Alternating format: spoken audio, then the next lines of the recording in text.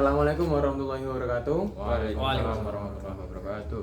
Oke, di kesempatan kali ini kami dari kelompok 4 ingin membuat video akhir, tugas akhir dari mata kuliah Pendidikan Pancasila.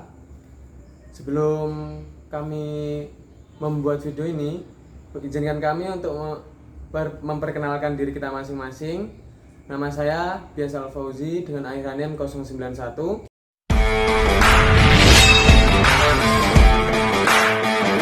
Dengan saya Bayu Algosi, akhiran NIM 4107.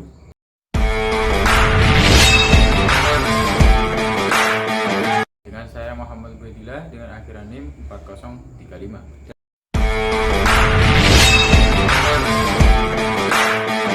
Dan saya Aldi Nurfahmi Ramadan dengan akhiran NIM 4038 dari Prodi Pendidikan IPA.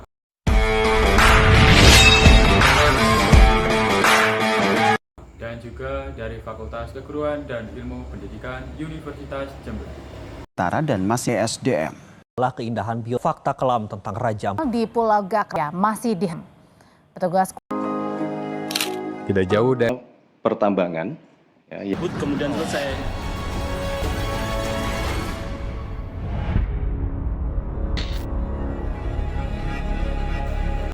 Assalamualaikum warahmatullahi wabarakatuh.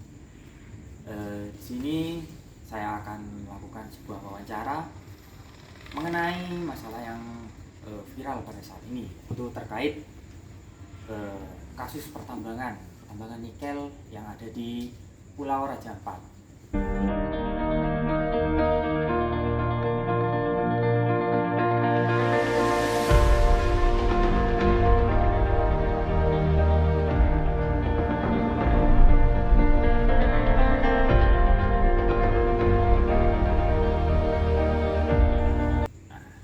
Kita lanjut lebih dalam mengenai wawancara tersebut. Nah, kita perkenalan dulu dengan narasumber kita, yaitu dengan Mas Farhan.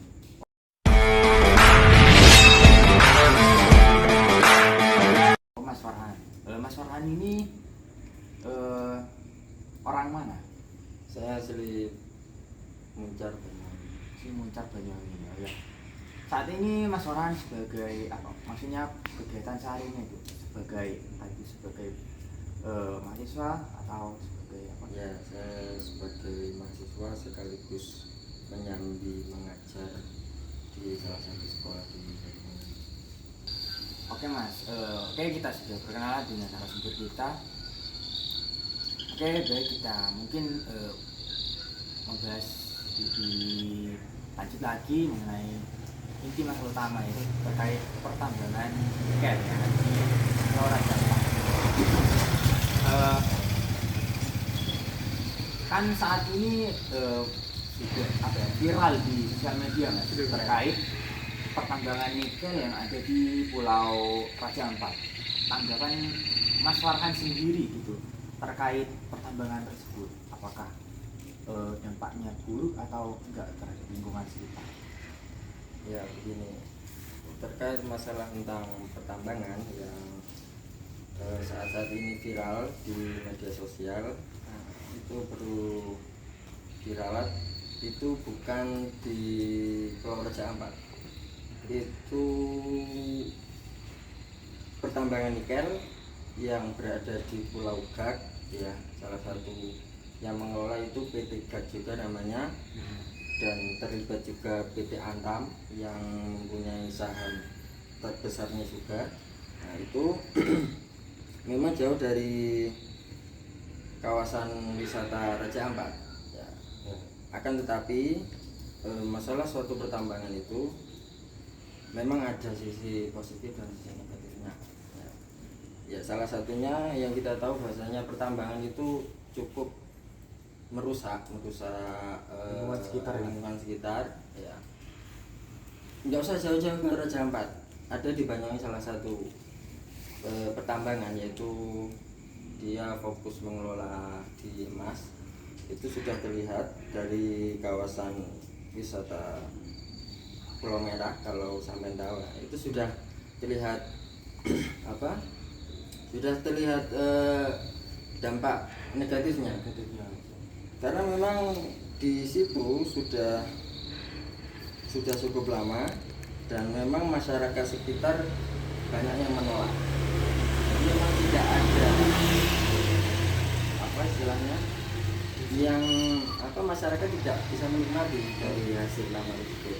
Nah, sebaliknya juga dengan masalah yang saat ini yaitu pertambangan nikel yang ada di kawasan Raja Ampat itu, ya itu cukup menggembarkan di dunia maya.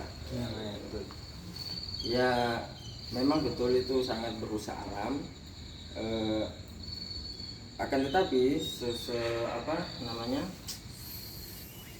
pertambangan atau itu kan untuk menggali sumber daya alam yang ada di negara kita, itu salah satu tujuannya untuk meningkatkan ekonomi atau meningkatkan pertumbuhan ekonomi negara kita. Izin tambang nikel muncul tanpa suara rakyat. Di atas tanah adat, alat berat akan menggantikan pohon-pohon tua. Bagi mereka yang tinggal di kota, ini hanya sebuah berita. Namun, bagi kami, ini tentang masa depan yang hilang. Oke Mas, baik, terima kasih atas tanggapannya Mas. Paham mengenai masalah tersebut. Oke Mas, misalnya Mas ya, di sila kelima tentang keadilan sosial dari sila kelima keadilan sosial bagi seluruh rakyat Indonesia. Kaitannya dengan masalah yang terjadi pada kasus tersebut dengan sila kelima ini menurut Mas Farhan sendiri apa? Ya, terkait tentang pertambangan itu memang ada korelasinya tentang Pancasila kita, yaitu di sila kelima keadilan sosial bagi seluruh rakyat Indonesia. Ya, apabila dilakukan pertambangan, nah, itu seharusnya kita sebagai warga Indonesia itu bisa merasakan semuanya. Jadi tidak hanya investor ataupun pekerja asing yang merasakan itu. Ya, pembangunan itu penting, salah satunya dengan melakukan mengelola sumber daya alam kita, ya. Tapi tidak bisa dibenarkan kalau merusak lingkungan dan budaya. Harapan kita ya semoga depannya tentang isu pertambangan ini apa yang sudah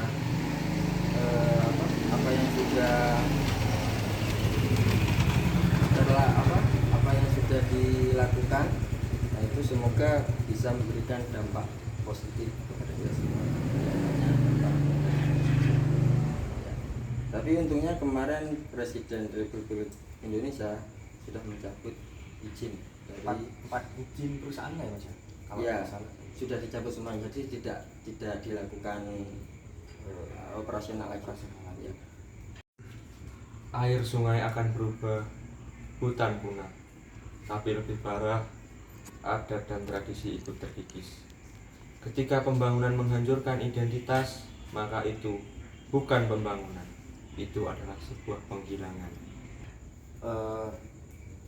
Dari masalah kasus pertambangan ini, inti masalah dari kasus ini menurut Mas Farhan sendiri itu apa? Terkait masalah yang ada di Pulau Gak ya Mas ya? Ya, Pulau Gak. Jadi ya memang warga Indonesia itu melihat mungkin salah satunya itu mereka sangat inisiatif ya untuk membela atau melihat atau tidak ingin alam kita itu rusak karena pertambangan. Jadi solusinya agar pemerintah itu lebih solutif lagi atau selektif supaya fenomena seperti ini tidak terulang kembali. Kurang lebih seperti itu jawaban saya. Kalau kita lihat pemerintah itu mengklaim bahwa pertambangan ini demi pembangunan nasional, Mas. Itu betul. Betul berarti Mas? Ya, itu betul. Cuman memang sekarang itu rata-rata untuk pertambangan itu memang yang melakukan atau mengoperasionalkan itu pekerja-pekerja asing, rata-rata dari Cina. Karena apa? Karena memang SDM kita itu belum mumpuni, jadi kita tidak bisa mengolah sendiri. Oleh karena itu pemerintah menggunakan pekerja-pekerja asing Untuk mengelola pertambangan tersebut. ya.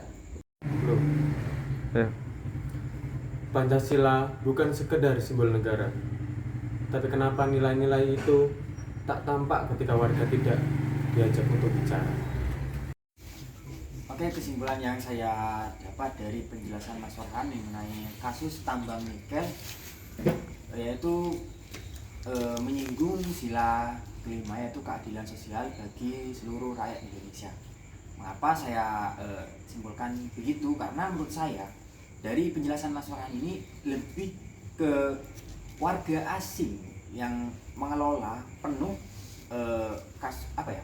tambang nikel yang ada di pulau tersebut.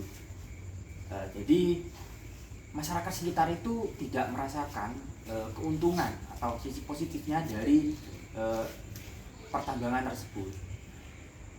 Namun dari isu bahwa terjadi pencabutan terkait operasional yang ada di pulau tersebut mengenai tambang nikel itu ada benarnya juga, karena menurut saya itu akan berdampak negatif jika tidak dicabut, karena dampaknya itu akan kita rasakan untuk beberapa tahun ke depan. Nah, jadi menurut saya langkah yang diambil oleh Bapak Presiden kita yaitu Bapak Prabowo itu sudah benar, dan juga kita sebagai masyarakat sekitar juga tentunya akan lebih merasakan kelestarian lingkungan yang akan kita rasakan untuk beberapa tahun ke depan. Mungkin itu yang dapat saya simpulkan mengenai kasus pertambangan yaitu tambang nikel yang ada di pulau tersebut. Pembangunan yang berlandaskan Pancasila seharusnya tidak hanya mengejar pertumbuhan ekonomi, tetapi juga menjamin hak hidup, hak bicara, dan hak menentukan masa depan bagi setiap warga negara, terutama masyarakat adat yang selama ini menjaga alam Papua. Pemerintah dan investor wajib membuka ruang dialog yang sejati, bukan sekedar formalitas. Mengapa? Agar suara lokal menjadi bagian utama dalam pengambilan keputusan. Karena sila keempat tentang musyawarah bukan hanya teori, tetapi amanah konstitusional. Jika negara benar-benar berlandaskan keadilan sosial bagi seluruh rakyat Indonesia, maka segala bentuk eksploitasi tanpa keadilan, transparansi, dan perlindungan lingkungan harus dihentikan dan diganti dengan model pembangunan yang inklusif, lestari, dan berpihak pada masa depan bersama. Pancasila lahir untuk menjaga, bukan untuk menindas. Merdeka! One is the loneliest number that you'll